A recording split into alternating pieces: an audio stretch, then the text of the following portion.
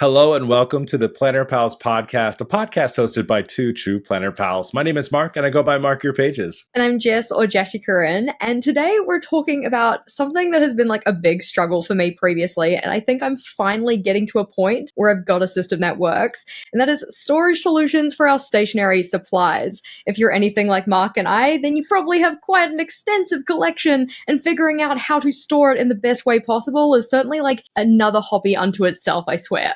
It's one of my favorite things. If you can see, my background looks different just now. I'm very excited. I just moved my office from the basement up to our second floor. And literally, stationery storage has been the only thing that I've been thinking about for the past several weeks as I've been trying to figure out how to fit all of the same crap into a smaller space, but still make it look nice. So this episode could not be more on time for me.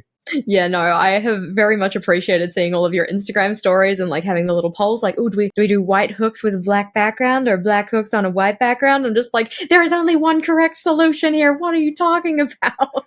There's so many different ways to go about it, and some brand new ways that I found out too, especially like behind me with my fountain pens over there. I was like, I don't want to just keep them in a book. So let's make them into functional art. So like exploring and finding new options and new ways to also store your stationery, because I am very much along the lines of like, I have to see it to know that I have it. And I know others of you in the Planner Pal community are exactly the same way. And then there's the total opposite side, which is I don't want to see it. I know I have it, but I do not want to see it out. So today's episode is going to be a lot of fun. Oh no, we're definitely going to be touching on the different types of organizers because I am all about that right now. I swear that that's the only thing I've been watching on YouTube over the past, 2 weeks or something. I'm down that rabbit hole. But of course, thank you to everybody who left a comment on our previous episode talking about the Go Wild presenters and the different information they gave us. You know, obviously not everybody gets to Go Wild, so it was really exciting getting to give you guys that behind the scenes. I especially loved people who are kind of coming in from the Vlog Brothers kind of community saying, oh my gosh, like it's just crazy to me that people don't know who John Green is and like how long I've been watching him and such. So it's always kind of nice to see when those kind of communities collide in such a positive way. The appreciation, one of the big reasons we did that obviously is that we wanted anyone who isn't able to Go Wild to get some of those little tidbits. So hopefully everyone got a little bit out of that. But let's go ahead and kick it to the topic today, Jess, and talk about this storage solution, fun and excitement, because honestly, there are so many different ways that we can go down this. Do we want to start with a certain type of stationery? Because I feel like every stationery tool needs a special stationery storage option. Yeah, I think that if you're looking to, actually organize your space and such, it is very important to first consider what you actually have, because like you said, different supplies are they just have different needs, right? They're all special little snowflakes. They have their own needs and systems. So for instance, like you don't necessarily want to throw a bunch of ink bottles into a drawer to have them rattle around and crash into each other and probably make a mess. Whereas keeping, flat ephemera in a drawer that isn't really going to slip and slide around, that's totally fine.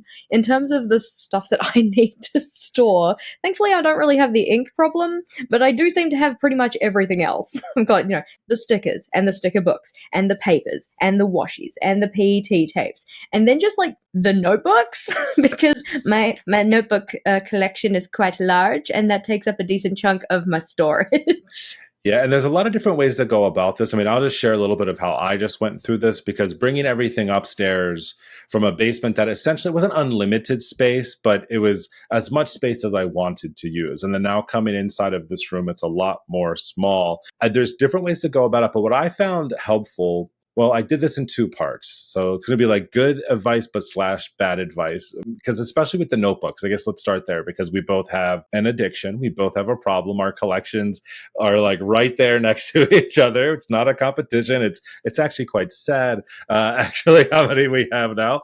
But what I found for myself is I was like, okay, I want to have my notebooks on a shelf. Yes. But then it comes down to how do I want to organize them? So I broke them down into size. So A5, square, B5, and then I have a specialty shelf. But I have a lot of A5s and I wasn't able to bring all of them upstairs with me. So the first thing I did, well, first I take everything off of the shelf. Let me just put this out there. I am a chaos to cleanliness type person. So when I go about cleaning, I take everything out of a shelf, out of a drawer, wherever they are, and I just sit in the chaos. And then I basically organize around me. I don't know. Are you the same type of person there, Jess? Or are you like a little bit more methodical about your organization? I think that for me, anytime that I do an organizing project, I try to go by category so I don't have everything out all at the same time. So if I'm getting things off the shelf and out of drawers and all of that, I try to stick to just like one type of supply so I don't end up with literally every single item I own in and amongst my space. Because in terms of floor real estate in my office, it is a little bit limited because, desk, shelves, drawers, all of that kind of thing. And I still want to be able to get in and out without tripping over my stuff and either breaking me or my supplies. I don't know which one would worry me more.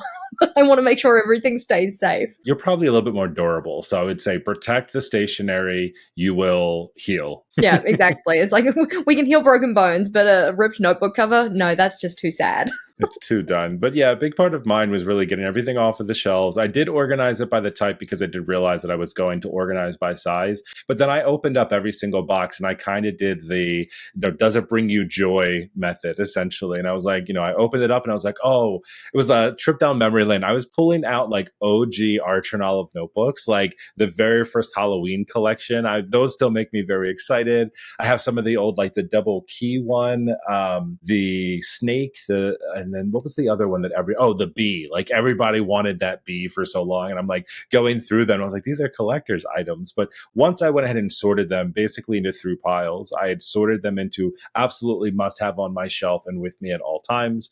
I had kind of this maybe section, which was like, I like it, but I don't know if I run out of space, I'm okay with storing it. And then I also, for the first time in a long time, created a giveaway / sell pile. And that's maybe a whole other topic, but eventually going to go down there. But ones that I just really know after 7 years of bullet journaling that I'm just not going to use. Like the design wasn't quite it. It's a leftover from like the Arch and Olive design team or something that another brand sent me. And I did create a pile. I was very proud of myself. It was not as large as the Keep or the Babies, but I definitely made the pile. And that was just helpful for me, though, to really be able to start the process of organizing the notebooks, because what came next was a different story. Yeah, I think that in terms of like an organizing storage solutions kind of project, that decluttering step or just kind of letting go of things that you don't really need anymore can just be so helpful, because otherwise you're trying to engineer all these solutions to store stuff that doesn't even really need to be in your space anymore.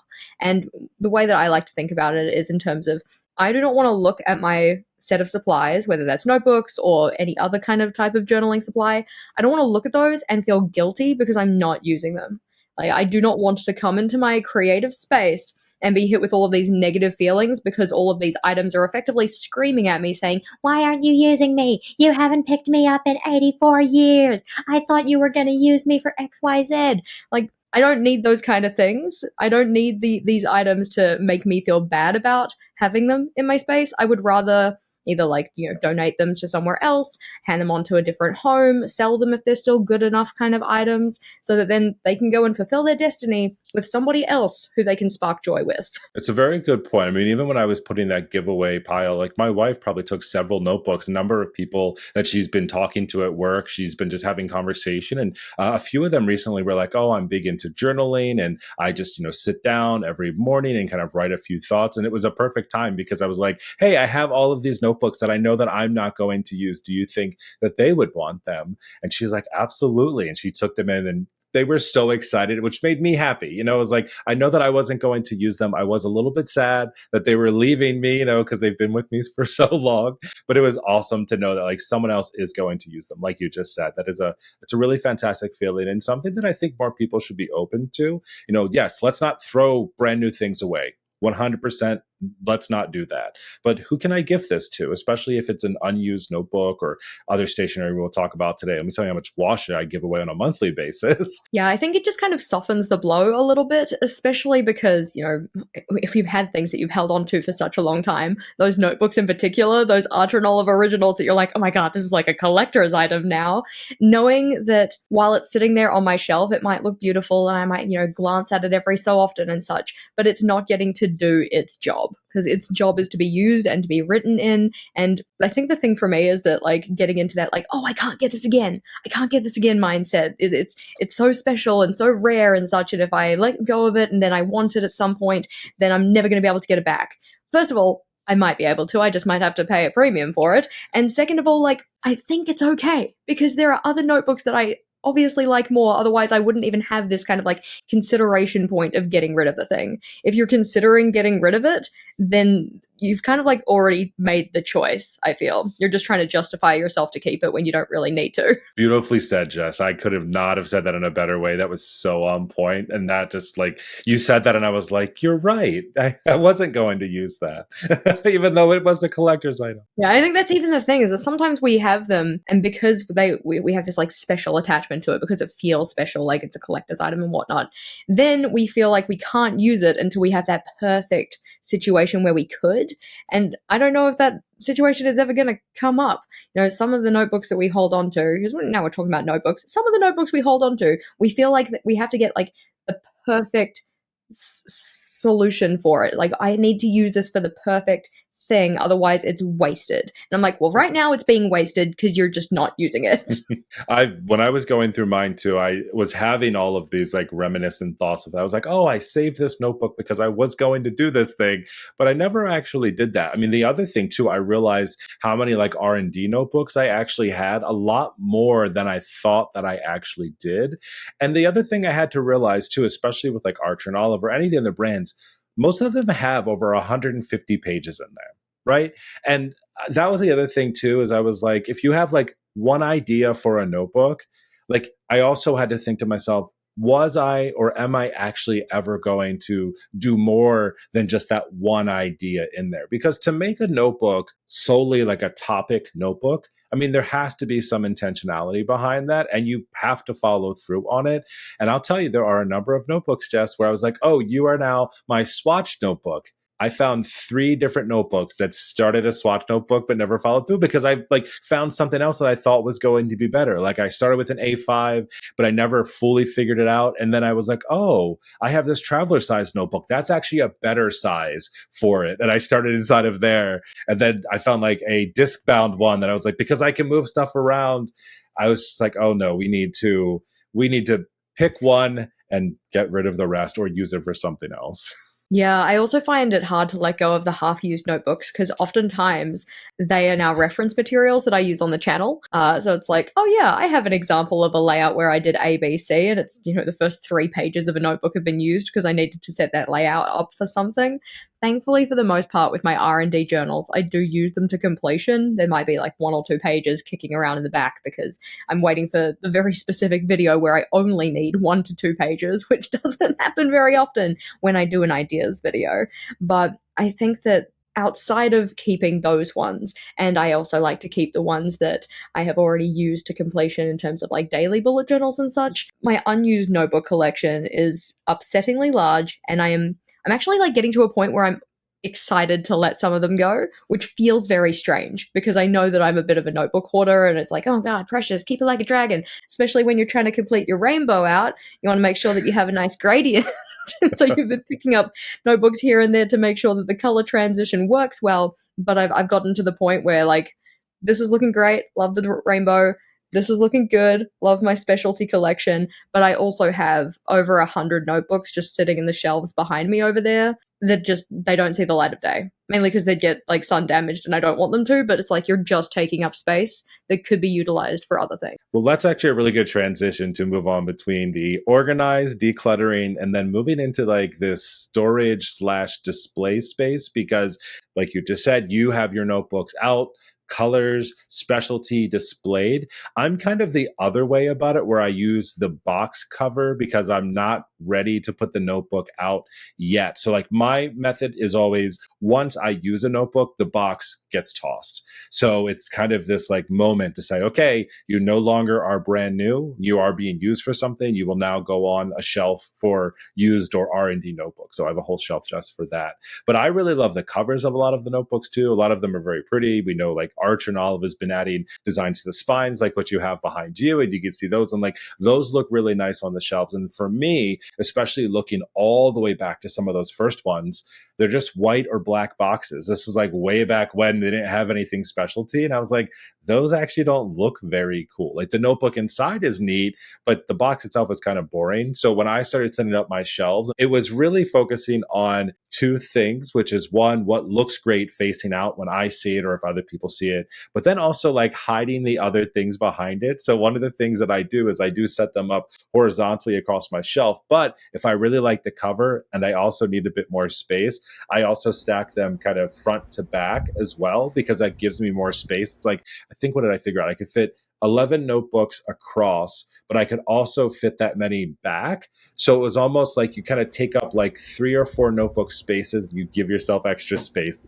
This brain does amazing things when I've got to shove things onto a shelf. But it was really fantastic as a way to be like, oh, I'm going to display different things. Or as the season change, it makes me feel like I'm using the collection a little bit more aesthetically, which is its purpose on the shelf until I use that notebook. But that's really kind of how I focused on it too, and saying like, what do I visually want to see every single day, whether it's a notebook out, the spine, or the front of the notebook. And then that also helped me make a lot of decisions from a storage standpoint. Yeah, I found that I was originally storing them in their boxes, and then it got to a point where I had so many notebooks that I was like, ooh, if I take this out of the box, I can store even more. Because the boxes would just take up so much extra space because they're thick boxes. It's like that problem of oh, this is a really great box. I kept so many of those Archer and Olive notebook boxes to the point where I had a tower of them that was taller than me when they were stacked like flat packed one on top of the other. I'm like, this is a problem. We need to let this go, because now you're just double storing things. You're storing the boxes without the notebooks, but then also taking up space storing the notebooks. So like you've got twice the real estate. I ended up giving all of those boxes to my friend who works at an early childhood center because the kids use it to paint in, because it has like, you know when you go bowling and you can't not get a gutter bowl, so you get the little like bumpers up? It was like that, but for painting and for children, because your paintbrush can't slip off the paper because it's in a box. That is actually a really cool idea. I never thought about that. Look at extra uses for those Arch and Olive notebook boxes we all have so many of. Yeah, the newer ones don't work quite as well, sadly, because they have the slide out. But I've also seen people turn those into little storage drawers and stuff like that, which I think is a very nifty solution because it effectively is a little drawer. They just stick the boxes on top of one another and have little drawers for their pens and such. Of course, it depends on which pens you're using, because some pens are too large to fit into certain storage solutions, which is very frustrating. I was also going to say, I mean, while we have a lot of Archer and Olive notebooks, one of the other things I've been trying to do a better job of storing are just like pocket notebooks or like small little notebooks. So I actually recently, when I redid my whole space, I used to have kind of like it was like a double wide clear drawers. Actually, I think for storage inside of a refrigerator with like 2 rows on it. And I actually originally used it to store my stamps until I found a different way to store my stamps. But I had kept them inside of there. And then when I moved up here to this office, I was like, well, I don't have the same drawer space for that. And I moved them inside of one of my studio crates. And in a similar fashion, but now those just stack vertically and they're also on wheels. Because that's the other thing too, is like there is a closet that's next to me now that my wife needs to get into sometimes. And she's like, you can't put anything in front of that stationery. Like, I do need to still get into that. And I was like, well, then the art cart goes there. And like, there's now this new stack of all of these different things that are labeled. So I know what's inside of them. But that has also been something from a notebook standpoint too, because I couldn't put them on my shelves, but they're also small. So they also really didn't need like their own space. And I kind of go back and forth on using pocket notebooks anyway. Sometimes it's like quick ideas, or I've been using them a lot for gaming journals and whatnot. But I also have a lot of those too. They just take up less space, so they're a little bit less of like a menace from a storage standpoint. But that was an easy way to do it. I know some people store them in shoe boxes because shoe boxes tend to be a bit taller and they fit inside of there too. So there are a few options. I don't know how much of a pocket notebook person you are, if you have any storage tips. Yeah, no, in terms of pocket notebooks, I do have some, or like at least I have like A6 size ones in particular. I find that desk risers are pretty good for that if you get the height right, because then you can effectively like double stack your vertical storage of the notebooks. So you can essentially end up with like, it's like a mezzanine shelf is what I like to think of it as. You're not moving to the next floor, you're just on the mezzanine shelf. So you can stack things underneath it in terms of your notebooks and then also have them on top of that desk riser. So you can do it that way. Otherwise, what some people do is that they will just double stack. They will put a full row of notebooks in their shelf storage and then just another row of notebooks on top of that. I tend to not like doing that as much because it makes it harder to get out the ones on the underside. But if you're not really trying to get them out super, super often, that can still be a way to store them all. I feel like if I get to a point where I need to store them in that kind of double system, I probably need to declutter Decluttering, it is my favorite sport. I'm just really bad at it when it comes to notebooks. I tend to be a little bit better when it comes to like pens and extra things like that. I don't know if we want to move into that topic next because I feel like that's a really difficult one from a storage standpoint because there are so many options for pens. And I wanted to ask you this question because I feel like this is one that comes by a lot, especially with specialty pens like brush pens and acrylographs or paint pens and things like that. Do you have kind of a rule or a method when it comes to like what gets stored horizontally versus what can be stored vertically when it comes to certain types of pens? Because I don't know the rules. Yeah, so anything that's double-ended, I try to store horizontally, mainly because gravity will do what gravity does and it will slowly draw the ink down to one end of the pen. I used to store my Tombos, which are double-ended, vertically, and I would Mhm. find that the bullet end, which was always stored in the kind of downward position, would always have a more intense color. Thankfully, I did have a storage solution for that that came with a lid, so every so often I would just put the lid on and flip it over. Just store it like that for a little while so that the ink could kind of start to run in the other direction. But it got to a point where I kind of just got sick of doing that, so I have now got it in a horizontal position. It's not necessarily perfect, especially because the little kind of holes that the pens slot into, they hold them there well enough, but not as well as they could maybe, especially when you live in an earthquake country. Things tend to shake around a little bit, but it's nothing so majorly bad that I've had them like all fall out at once or anything. Every so often I just need to go and push them back in. I don't know. Other than that, I do like to store like the acrylographs when I had them, which I do not anymore. Decluttering for the win. Those ones were always stored horizontally because otherwise you try and shake them and you'd have to spend like half an hour per pen as opposed to 5 minutes. And this is why I wouldn't use them because I don't like to use supplies that require that much maintenance. Other than that, though, I don't think there are any that specifically I require to store horizontally, but most of mine do end up stored horizontally. I came up with a solution for the acrylographs and all of the brush pens too because I had that issue. A lot of my double-ended brush pens were getting like crystallized. I don't know what to call it. It was like weird. I was like a little alien growing on it, and I was like, "Is this bacteria? Fungus. Yeah, fungus? I don't even know what this is here." But I kind of reached out to different teams and asked the community about it, and that's what they said is that like if it's stored vertically and the ink is drying out, it can do kind of weird stuff. And I was like, okay. And I did find better storage with like drawers and especially for like acrylographs and all of that. The hard part too, and this is probably a little like faux pas, but I also like don't love keeping them inside of the boxes that they come in. While I know that they are good boxes for that storage, I also like to like visually see my pen. So I kind of have this mixed bag where I have a clear drawer that has them all in it. And I probably have like half of my pens that are in there, especially like the double-ended pens are not inside of a box, but then all the acrylographs I have organized either by collection or if they already came in like a packaging, like a sub box, I just keep them in there and like right on the end so I know what's in it. But it is just good because, like you said, I had to learn over time to store those horizontally. But there's just like, I never found like a really fantastic option for it. I just feel like everyone's just kind of figuring it out. And we're like, oh, go to Muji. And then you have to go over here to buy these little pen slot holders. And then you go over here to get, and I was like, this is a lot. I need something a lot easier. But that was definitely helpful for me from like a horizontal standpoint. But still sometimes it's just easier to have things vertically because there's so many more options for vertical storage, I feel like. Yeah, I think that a lot of the pen storage for me is like trying to make it visual because otherwise I will forget that I have them.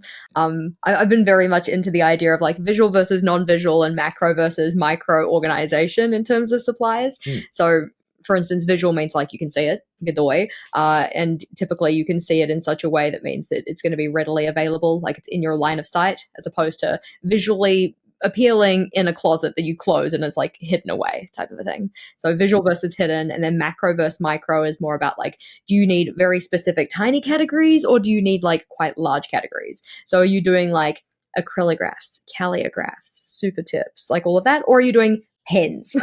Like, that would be the macro category. I am not storing things in pens unless they're those kind of ones that are, you know, the random oddball pens you get where you might, you know, go wild or something and they'll give you like 3 sample pens and you're like, well, I don't want to get rid of this because it's a pen and this still has ink and I don't want to, you know, just like throw away something that still could be useful, but I don't want to have it just like by itself. Exactly like Yeah, that, right? Because this mine's is why exactly the same. because Yep.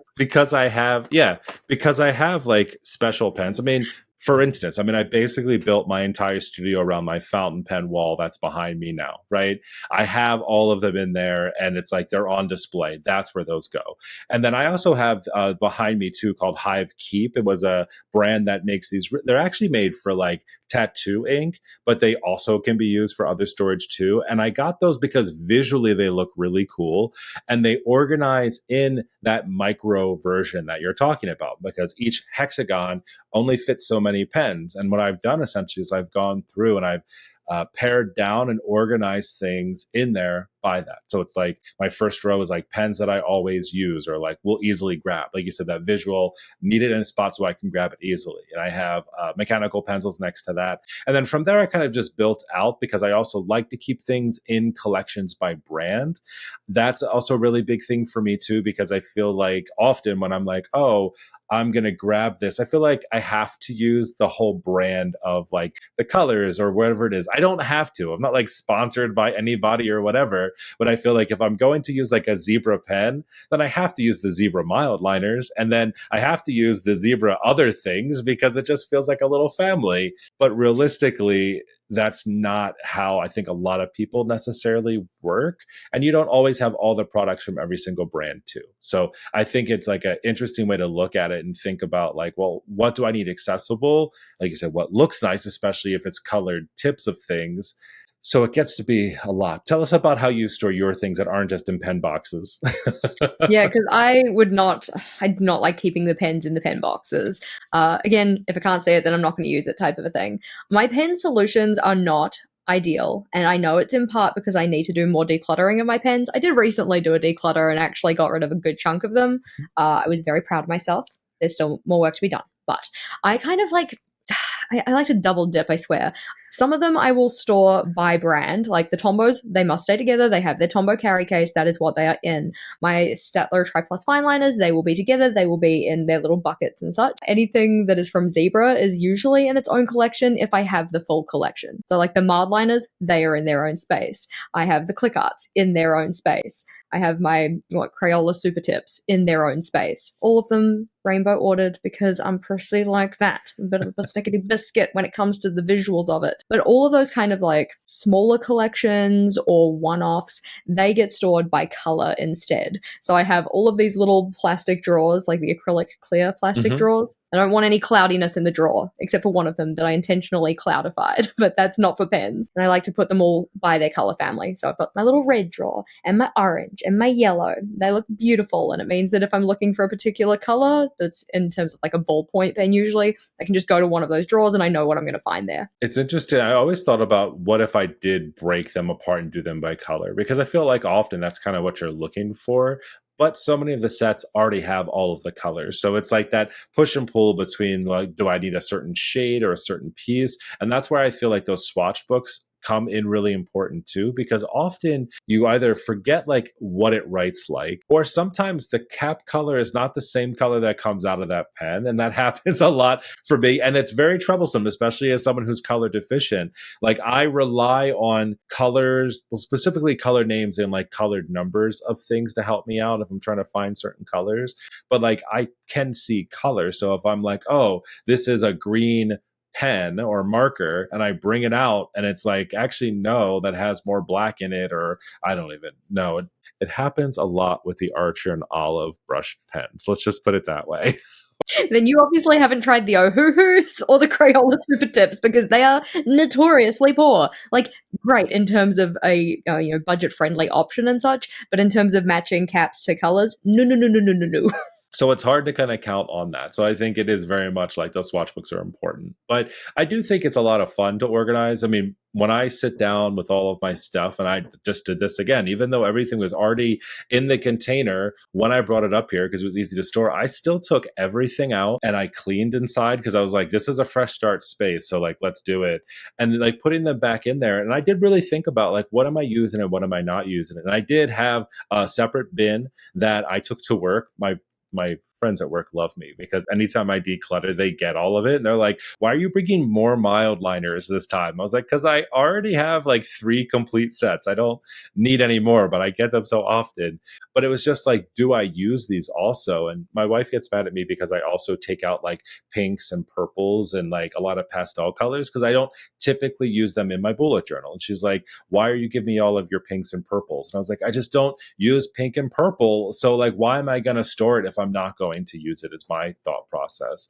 Maybe it's not super inclusive of all the colors, but it's my stuff. Well, I mean, that's the point, right? Like, in terms of storing the things in your selection of supplies, it makes sense to keep things that you are going to use because otherwise you're storing stuff that's literally just there to complete a set rather than to be functional in the way that you're going to be using your supplies. 100%. And so that's been like a really big thing for me in this new move, has been exactly that. Am I going to use it? Also, I will fully admit this, and everyone knows this. You find stuff you forgot that you even had, even though it's out. And I was like, oh, I really loved using this pen, or I should use that more. And that's what I've been doing. I've been almost like challenging myself now that I know that it's there. I'm like, Mark, you're going to use those metallic brush markers. Like, you bought them for a reason. It's time to find a fun way to incorporate them. You haven't used them in a year. Let's hope that they still work. I didn't test them out. But hopefully that when I do, they will still be good to go. And I'll be like, oh, I'll remember why I love these so much. But as the collection is getting bigger, though, it is getting more and more difficult, where I do have to be very selective about what's out and what's not. But I feel like that's part of that paring down process, like you mentioned. Yeah, I think that the nice part about pens in particular, maybe not so much fountain pens, but just general pens, is that when it doesn't work, it is so easy to let go of for the most part. Because I'm like, there's absolutely no point in keeping you because you do not write. The ones that I find hardest are the ones that still write and they write okay enough, but they're not my like most readily grabbed kind of pen, if that makes sense. It'll be one that like I could use, but I just don't. One of the hexagons is filled with those pens where I'm like, it's a nice pen. Like, it wasn't cheap, but I also like not going for that one first. So it is kind of what we talked about almost with the notebooks where you're like, I don't want to get rid of it yet. But that does come in handy when someone's like, oh, I need a gift or a gift idea or a donation. I'm like, here, I'm not using these. Like, take these. Like, the amount of things I've given away recently, everyone's loving me because it's so much good stuff. But it's then I like also validate myself. Then that's the problem where I'm like, well, good thing I held on to that and didn't get rid of that a while ago. We wouldn't have had that today. The other thing I was going to mention too, like if you're really starting from scratch on this, always buy more than what you think you're going to need from a storage perspective. So like I just did that. I went to Office Depot and I was looking for all of this different size storage for my drawers, but I wasn't sure exactly what was going to work and like how many I was going to need. So I bought more than I needed. I just took back what I didn't have. But at least I have to like go back out to the store and like buy more. You know, like I had everything here. I just had to take a separate trip later on when I realized I bought too much. I love your tip because I'm just like, absolutely do not do that because you're introducing more clutter to your house that you do not need. Instead, what you should do is get out some parchment paper, put it into your drawer, make sure that you measure the space that you have so that you can take that piece of parchment paper that's been measured to your drawer to the store and figure out what will fit perfectly in your drawer instead. Because then it will match perfectly to your drawer, nothing's going to shaku around, and you can place your items into that. Oh, Jess, this is why you're the best person. Because we are so different when it comes to that. I was like, I would have never in my life, first of all, thought to do that. Like take paper to a store to measure ahead of time. Weird. But yeah, I'm definitely the type of person. I mean, I guess everyone's different. Like maybe some people would forget to take them back to the store, then feel like they were going to use them for something else. Like, but I knew in my mindset though, like I bought more than I needed and I took my medicine that morning that I didn't have these impulsive thoughts of not taking them back. And I finished what I was doing and I took them right back and returned them. I got my money back. And I was like, perfect. I didn't have to make several trips to Home Depot because I forgot to buy the extra set of nails, you know, like I just had what I needed and went that way. Or the smarter way is Jess's way, which is planning ahead. No, I'm just the kind of person who, if I go and get it, it's never going to leave my house. Like, it's just going to end up being, like, in my clutter pile in 2 years' time when I do another declutter or something. Because I'm not the kind of person who returns things often unless there's something genuinely not right with it. I'm just kind of, I justify it to myself, right? Like, oh, I'm sure I could find somewhere else to use it. And then it's literally all just sitting in my spare room. And I have company tomorrow, so it needs to find a new home now. Maybe I should start my decluttering today. Yeah, another ADHD pile. Just move it somewhere else, and just keep building on top of it. Yeah, I think that the hard part about those piles is that perfectionistic kind of mindset. It's like, I'll leave it here because I can't do it perfect just now, but I want it to be done perfectly. And then the time for perfection never comes, and the pile sits, and the pile festers, and the pile grows, and you're just like, great, now it's even more of a problem for future me. Yeah, my problem was always I do that, but I'm like, oh, I'm going to set this box over here because I want to do a YouTube video or an unboxing with it. Like my subscription box from the past Arch and Olive box is sitting here. I've moved it several times around my new space because I was like, Mark, you need to make that video about like ideas on how to use this, but I don't want to take the items out of it because they're already organized in a box. But it's one of those things where like I can't wait to just put all those things in their specific spots in the office where they're going to go and get rid of just the box. But I also just like, but then I pile on top of that because then I'm like, oh, new pens came. We're also going to do a video for that. Oh, a few new inks. Oh, I got a new sticker book. And then, yeah, next thing you know, the pile is half the size of me. I, in particular, needed a solution to that type of a thing because when I do, for instance, like a monthly setup or whatnot, I want to use the same supplies for the entire of the month. So I would just leave them out on my desk because if I put them away, they're not coming out again, which means that everything won't be cohesive, matchy-matchy like I like it to be. So instead, what I did was go and buy a set of 3 acrylic drawers just from Kmart. Actually, I think they're not even a set. They're 3 separate drawers that are like modal, so you can click them together. Love it. I know not everybody has Kmart anymore. Shame. No, I'm so sorry for you. But we also don't have the Container Store, so like this is the only thing I've got, guys. Come on. Did I ever tell you that I used to work at the Container Store? What? And you left? Crazy.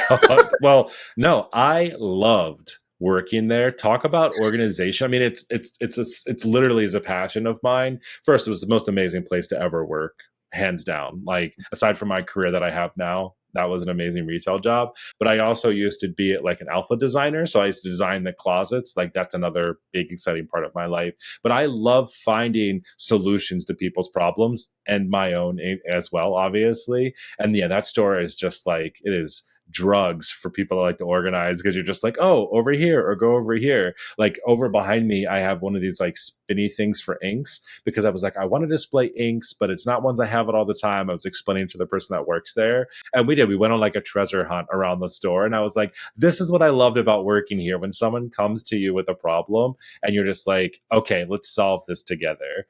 The truth is that not every place is like that. I'm sure that people at Kmart maybe not as excited to help you find storage solutions for your project boxes. Not so much, but I do love that, like, because we don't have the Container Store, we at least have this. And they have a range. I think it's supposed to be bathroom storage. I don't know. It's in the bathroom section. But there are all of these little acrylic plastic drawers that fit together nicely. And that is what I've got on my desktop. Like, that is what all of my rainbow drawers are. That is what my project boxes are, because I wanted 3 of them so I could have one for my everyday journal setup and one for my reading journal setup and one for next month's setup, because I usually set up a little bit in advance. So it's like, haha, beautifully organized system. Yay. They make my heart happy. The only problem is that they're not long enough to fit any of the calligraphs in. Why did they make the pen so long? Why? There has to be like some like national standard size that they're supposed to be, right? To fit inside of those containers. I mean, that's always been the problem. I know when people try to use the notebook boxes to store those, they're like, it doesn't quite fit. Not every single acrylic bin out there works with it. Like it does make it a little bit more difficult, and it's not like a standard size, but that's their differentiator, Jess. They're just really, really long brush pens. Just get me something to file the end off, I swear. It would just make my life so much easier if all of the pens that I had would fit into the same storage solution. But that's just not the way reality has lined up for me. It's fine. I'll be fine. Well, let's move on to the next storage item, because I'm sure every single person in the entire world has this issue. How are we storing washi tapes? Poorly is the answer.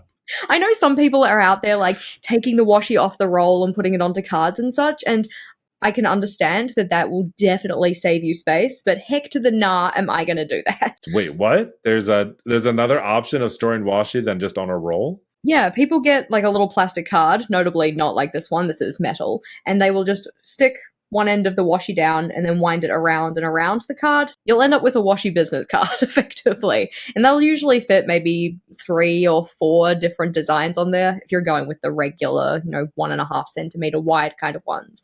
But it means that you're not storing them on rolls, so they can slot into a drawer and flat pack a lot easier.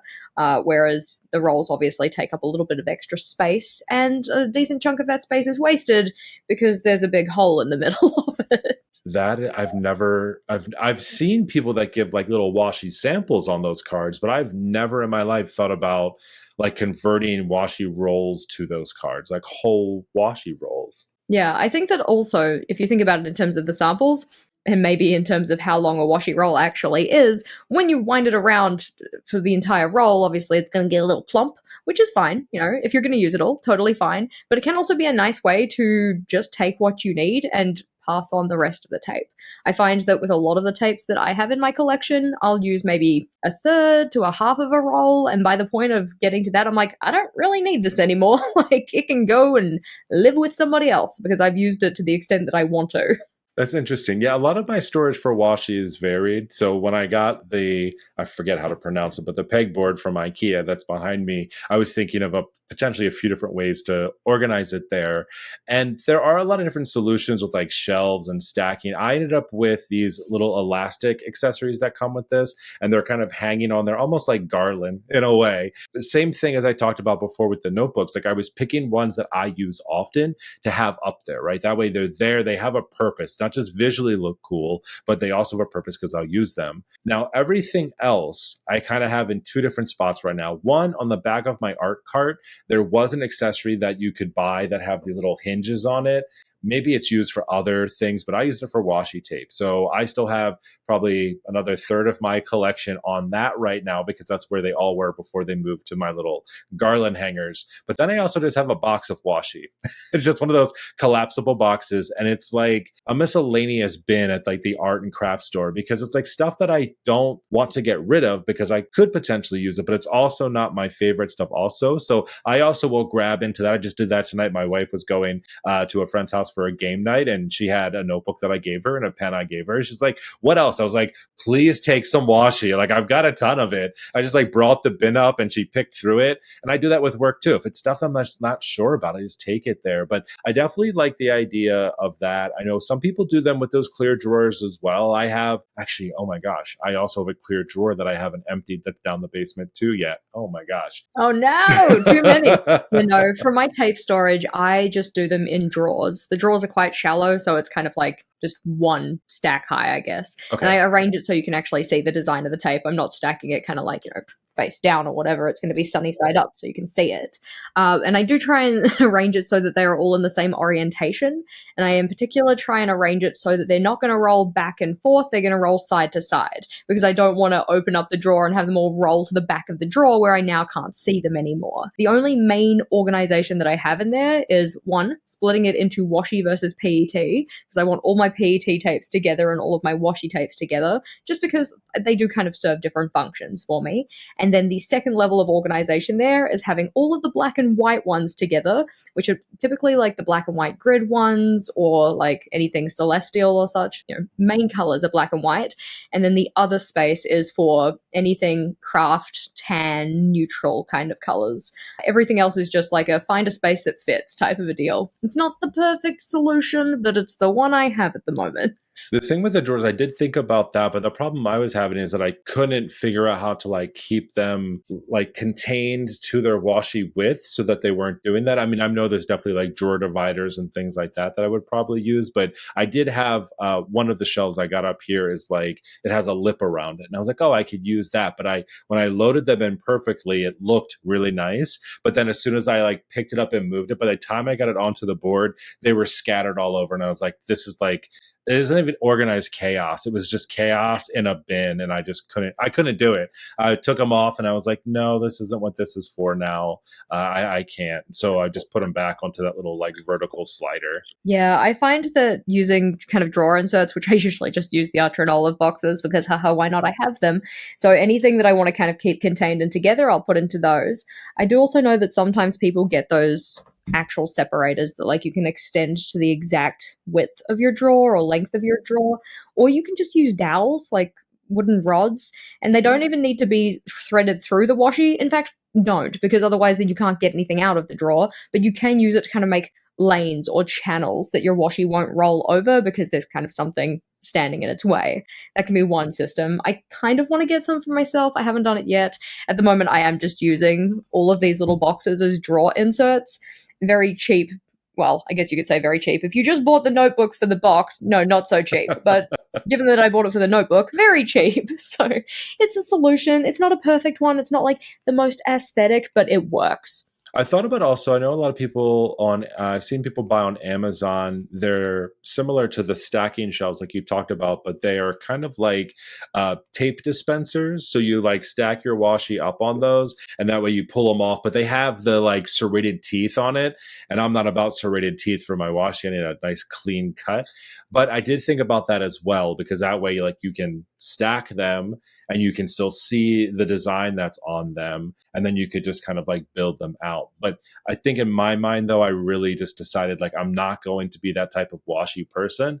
I have a lot of it. I don't use it all the time, but it's like I have it, so I try to use it. I feel like if I was really big into washi, and we know plenty of our pals are washi fanatics, I feel like then in that case, I would have like a wall of washi instead of a wall of fountain pens, right? Or something like that where you just have them out because they are so beautiful. I mean, I think that's the thing about them too, is like you want to see them because one, that you know that you have them, but two, like they have really beautiful designs on them. Like they're art tape.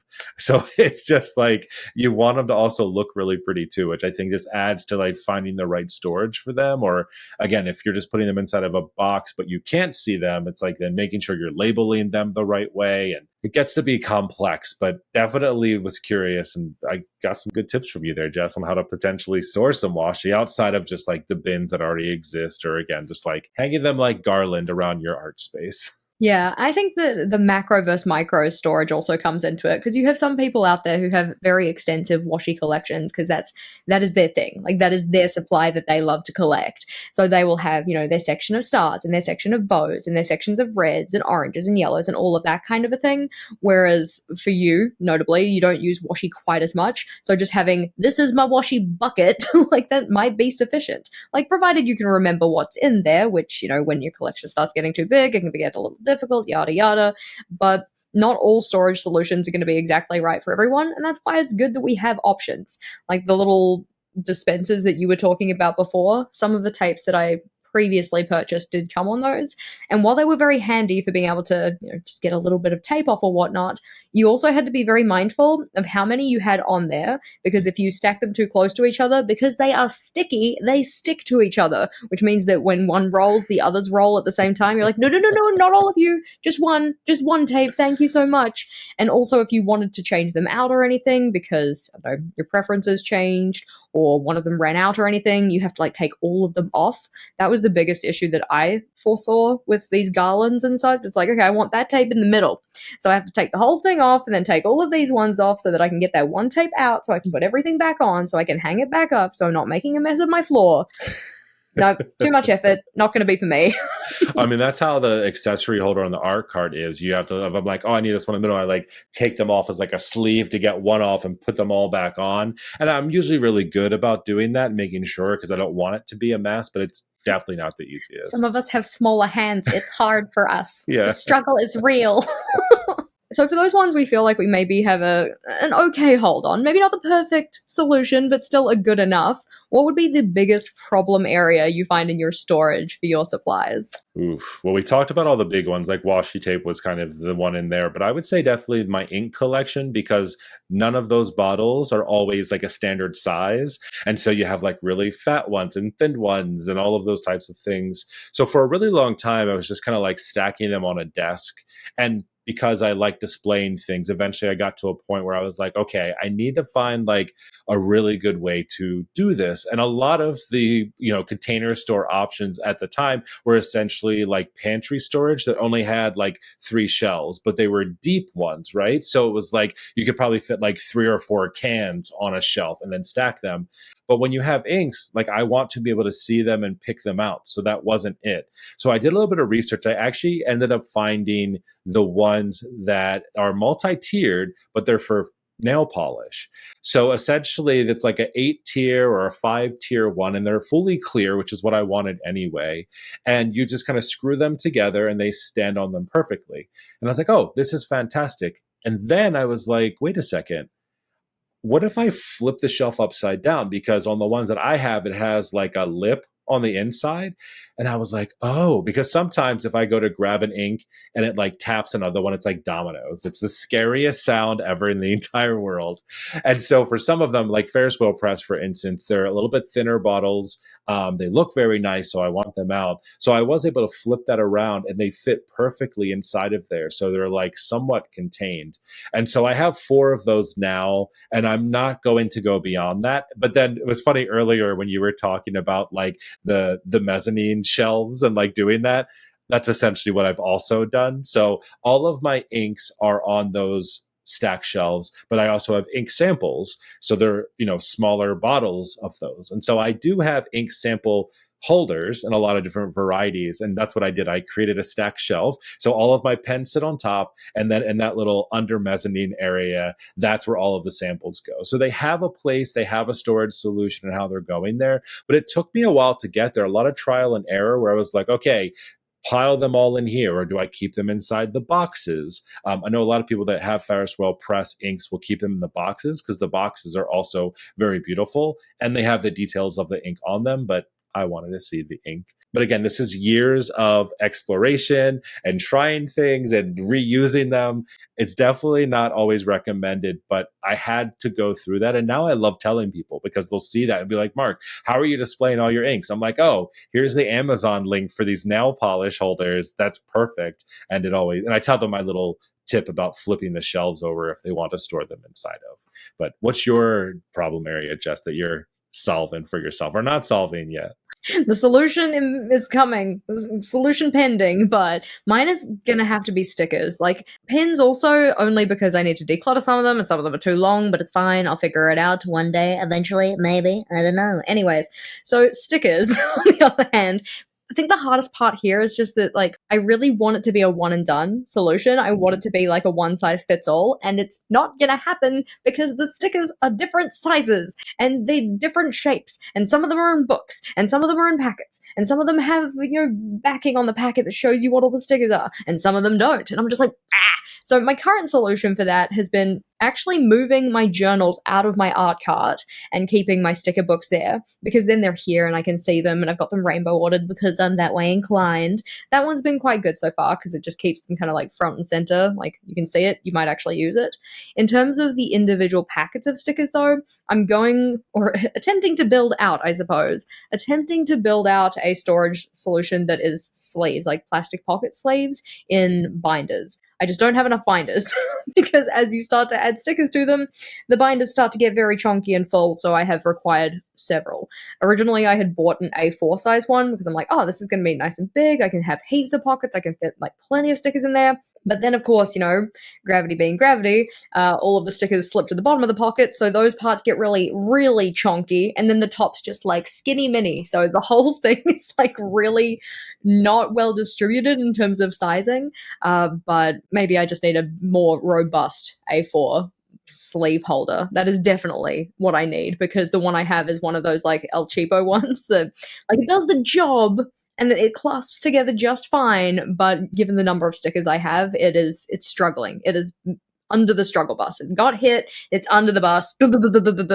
It'll be fine. I'll figure something out, but right now it's not the greatest. So instead, I know I have 4 smaller binders because they're all on the shelf there, which are already full. I'm going to need to get maybe a couple more, possibly. I would like them to all to match. Currently, they do not all match.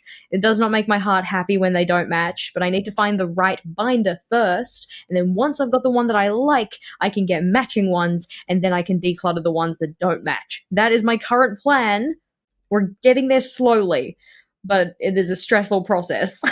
Stickers, you're absolutely right. It's probably one of the more difficult things to figure out because of all the different ways you can do them. I'm in the same boat. I probably have 4 or 5 different size binders that fit different things in them. I have the ones that you have to take the sticker off of the sticky back, and it's like a weird thing. I have one of those, whatever the hell that's called. I tried like a disc bound one, but exactly the same thing. They sell them, and you're like, oh, 48 pockets. You're like, this is perfect. I'm going to fit so many stickers, but then you get like 20 in there and then suddenly, yeah, it's bulging. So I'm in the same boat with you. We have to ask the Planner Pals because I feel like there are, especially Go Wild Planner Pals, the sticker fans, I feel like they have the right solution here. Yeah, I do have one of those, what are they called? Like the sticker release paper books or whatever, the ones that have the kind of the slippy backing paper. Like they have effectively a book made of sticking backer paper, and you put the sticker on, you can transfer it from something into that book. And I have used that, especially for some of those washi rolls that are washi stickers. And it's like, I do not need a whole 6 meters of this. I just need like 2 repeats. So I took my 2 repeats off, put them into the, I don't know, the sticker exchange book. It feels like just a temporary holding space for the stickers. That's what they're sitting in at the moment. So I was tempted to get a couple of those. But for my PET stickers, I don't want to sit there peeling the backs off of all of those stickers to transfer them into the book to maybe use them one day. Ugh.